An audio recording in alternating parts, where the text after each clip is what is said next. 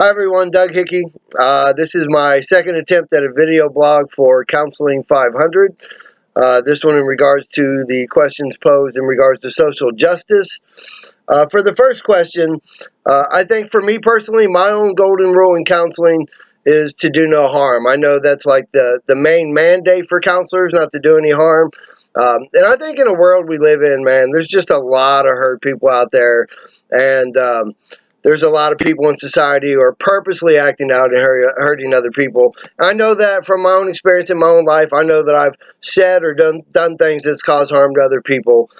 So for me personally, that's my golden rule. I'm going to follow the mandate as set aside by the ACA, and just make an attempt to do no harm, to step out of myself and make sure that everything that I do is for the benefit of the client. In regards to the second question, the Bible verse that depicts social justice, I'm going to go way out on a limb here. I know this is a very obscure fact in the Bible. But in Numbers 20, it talks about, Joshua chapter 20, it talks about the city of refuge. And I know it's kind of a stretch, but for those of you that don't know, the city of refuge was a place where if somebody committed an accidental murder. In the Old Testament, it was an eye for an eye and a tooth for a tooth. If somebody accidentally killed somebody, that person had a right to take their life as well. So let's just say Joshua's, coming around the corner on his donkey, and somebody's walking across the crosswalk, and he runs them over on his donkey, and the person accidentally dies. Then he's committed murder, and by law, that person has a right to take his life. But the people had the city of refuge, and that's where somebody who accidentally murdered somebody else could go and find sanctuary.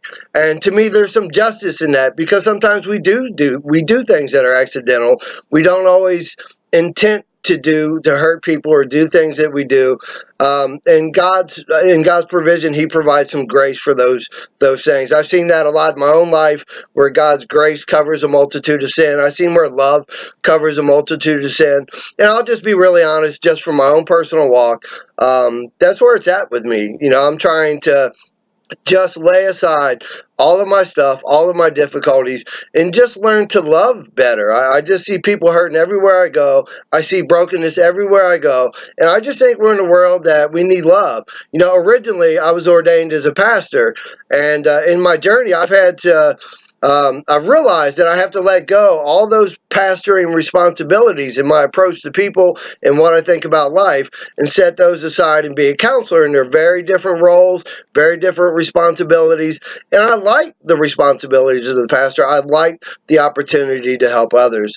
And then the one action that I'm going to take is that I would advocate honestly for children's rights. And I have some personal reasons for that. Having grown up in an abusive and I was neglected within the context of my home. Actually spent some time in a orphanage as a young kid, and I also lived with some other people in regards to a foster family. So I see the effects of those areas on my life.